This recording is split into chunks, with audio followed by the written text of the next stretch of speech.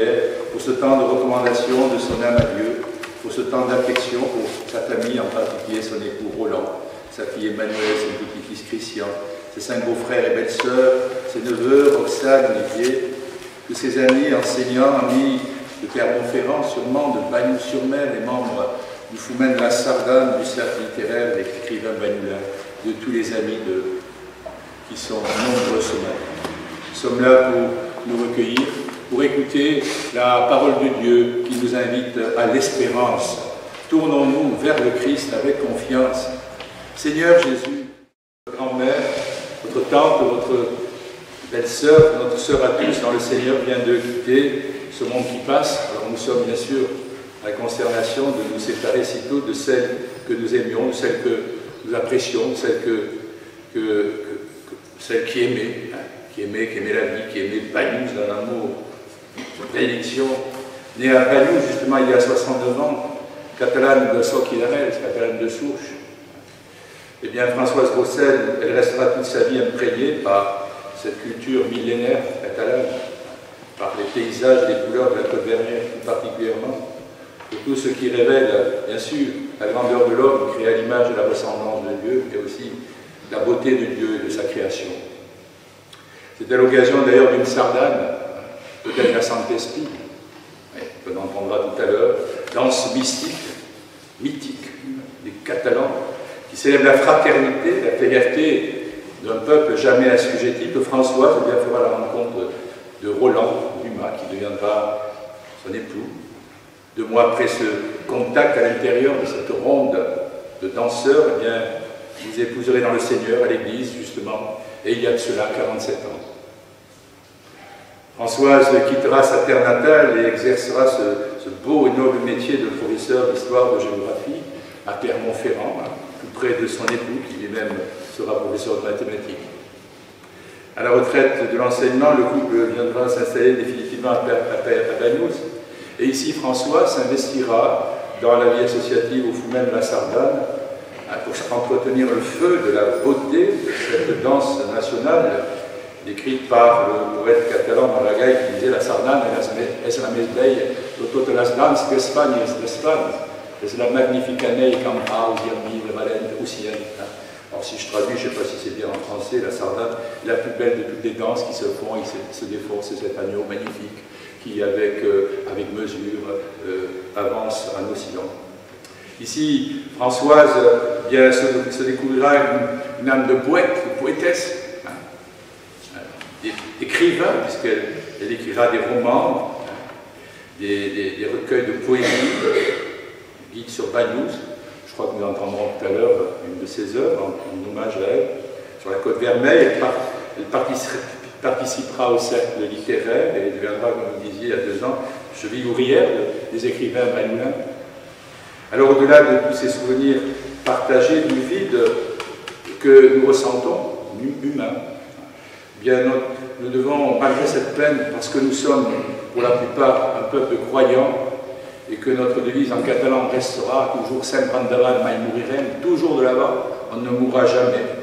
Eh bien, nous devons poser un acte de foi ce matin. Un acte de foi en la vie plus forte que la mort. Car pour nous, d'ailleurs, la mort de Françoise, notre mort, c'est une naissance au ciel.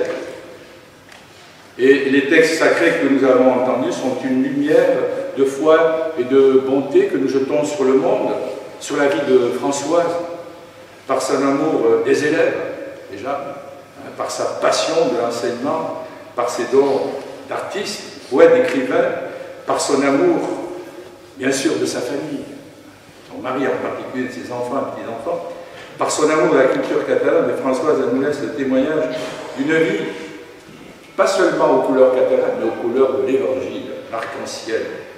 Sa foi reçue il y a 69 ans, précisément dans cette paroisse, a éliminé sa vie dans les grandeurs et faiblesses que Dieu connaît, a donné sens à son engagement dans le mariage, dans le sacrement du mariage, a donné de l'énergie, et je dirais ce surcroît d'amour nécessaire pour son métier d'enseignant.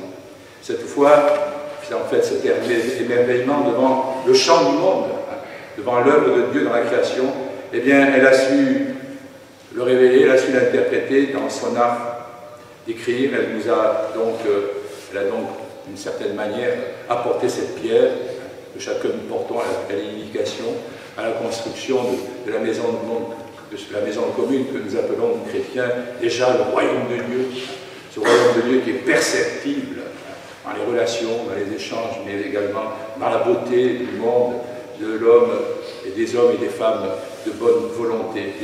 Mais donc, notre sœur part vers cette véritable patrie qui est la nôtre, qui est le ciel. Saint Paul nous l'a rappelé dans l'Épître, nous sommes citoyens des cieux. La terre même, cette belle terre catalane, nous la laissera un jour. Mais pleinement ancrée, vous voyez, dans cette terre, dans la vie des hommes, mais les yeux fixés sur les réalités ultimes d'en haut, bien notre mission de chrétien, elle est exaltante.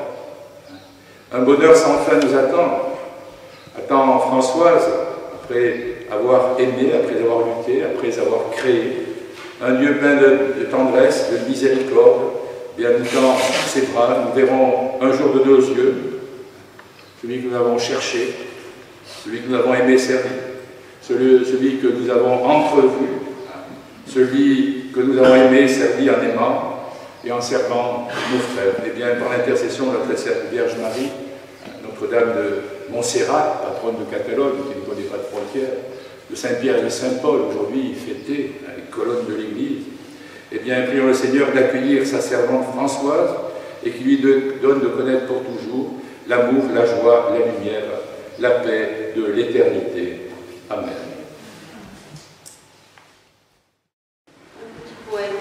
Elle aurait aimé de X, cet inconnu.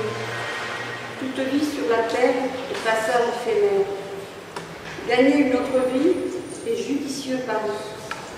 Le purgatoire ici, le paradis ailleurs, et puis l'enfer aussi. Pourquoi a-t-on si peur? X, cet inconnu, est désormais connu pour ceux qu'on a aimés et ceux qui nous ont quittés. Quand ils s'en vont d'ailleurs, ils nous disent à bientôt. Et ce sont les meilleurs qui partent le plus tôt. Nous voilà orphelins. Adieu, bien chers frangins. Quant aux nos bons amis, eux aussi sont partis. X, cet inconnu, elle est dans les nuits, quand le ciel étoilé vient nous interpeller. Et puis n'oublions pas ces silhouettes amies, broyées par les combats, explosées par les mines. Et aussi ces enfants maltraités par des grands, dont les tombes fleuries pleurent à l'infini. X, cet inconnu, un jour sera connu. Triste finalité, ouvrez l'éternité. Françoise, tu chérissais Banyuls, ses habitants. Tu aimais écrire tes poèmes face à la mer, sur une table de café. Tu aimais les princesses, les chevaliers et les fées. Je sais aujourd'hui que tu as emporté avec toi la baguette magique pour nous envoyer des pluies d'étoiles.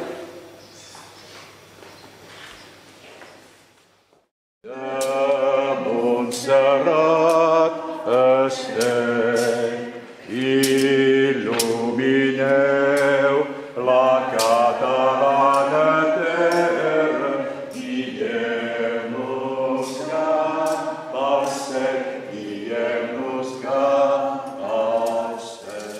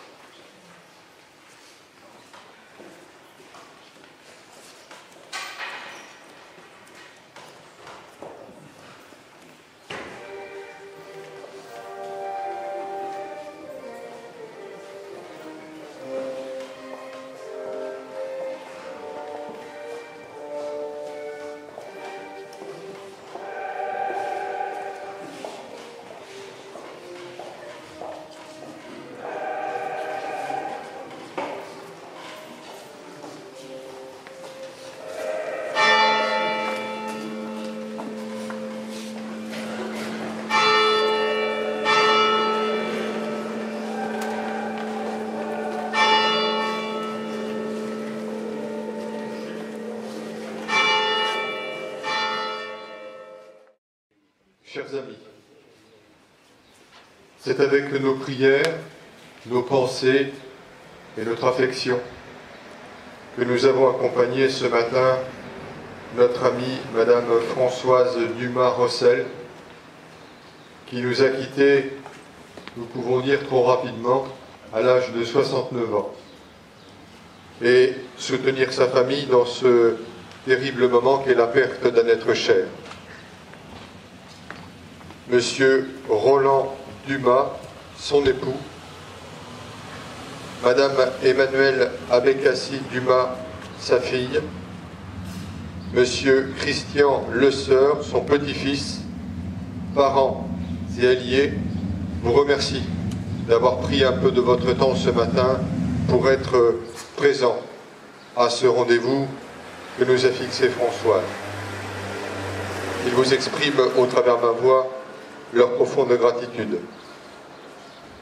Je présente à la famille de Madame Françoise Dumas-Rossel les condoléances attristées de Monsieur Jean-Michel Solé, maire de Bagnols-sur-Mer, ainsi que celles de son conseil municipal. Nous allons transporter notre amie Françoise jusqu'au cimetière du Stade, où elle sera inhumée dans la sépulture de famille. Tous ceux qui souhaitent se joindre à nous peuvent le faire avec plaisir, bien sûr. Nous ferons cortège à pied de notre église jusqu'au cimetière.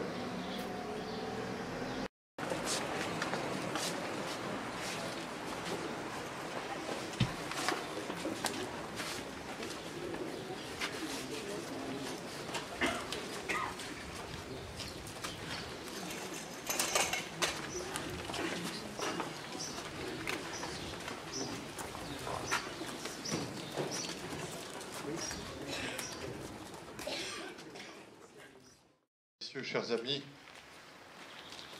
c'est dans cet endroit que certains appellent le champ du repos, et dans ce lieu où reposent tant de nos amis et membres de notre famille, que nous allons déposer notre amie, Madame Françoise Dumas-Rossel. Les amis bagnoulinques et autres, bien sûr, sont venus nombreux ce matin pour accompagner Françoise jusqu'à sa dernière demeure, accompagner jusqu'à ce dernier chemin qu'elle a entrepris maintenant. Ils sont non seulement venus avec leur cœur, mais les bras chargés de fleurs, pour lui dire merci, merci pour tous les moments partagés ensemble. Merci pour tous les souvenirs qu'elle nous laisse. Toutes ces fleurs et cette présence, eh bien, c'est le fruit de l'amour et de l'attention que Françoise a semé tout autour d'elle durant toutes ces années. Pour ce dernier adieu, très simple, je pense qu'il est mieux de céder tout simplement la parole à Roland, qui va nous dire quelques mots.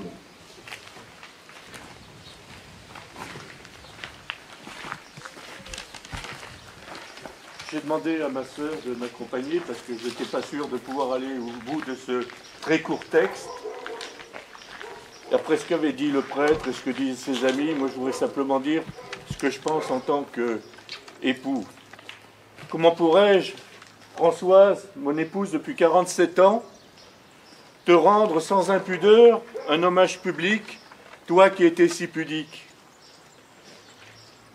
Pendant ces années, jamais tu ne m'as infligé ces bigoudis, ces crèmes grasses et même ces rondelles de concombre qui, paraît-il, usent l'attrait dans les ménages.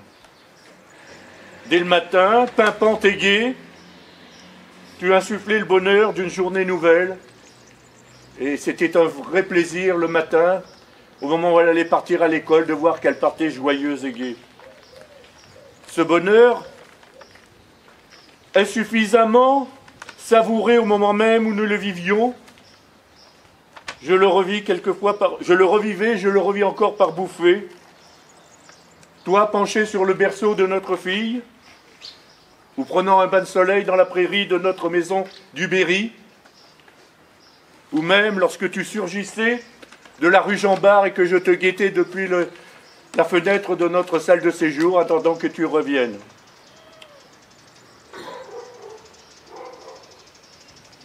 Ces bulles de souvenirs nombreuses, mais si fragiles, j'espère que je les ressentirai à nouveau. Enseignante, exigeante et attentive, dans ton foyer, sans arrogance mais fière, tu semblais maintenir une part de mystère. Je suis convaincu que nous n'étions ni l'un ni l'autre la chose de l'autre. Jusqu'au dernier moment, tu as gardé pour toi ta souffrance. Ce maintien, ce respect, ce souci de l'aspect fut ta pudeur ultime. Le matin même de ce jour funeste, tu m'as dicté la liste des objets, peignoirs, mules, peignes et même phares, que je devais ramener à l'hôpital 12 heures avant ta mort, avant que tu nous quittes. Je le dis parce que je ne l'ai jamais pensé jusqu'à ce jour. Je n'ai jamais pensé associer ces deux mots, Ma et Françoise. Jamais j'aurais pu dire Ma Françoise, car tu étais et nous étions, mais deux personnes côte à côte, propriété ni de l'un ni de l'autre. Je le dis pour la première fois, Ma Françoise, ne me quitte pas. Je vous remercie de nous avoir accompagnés.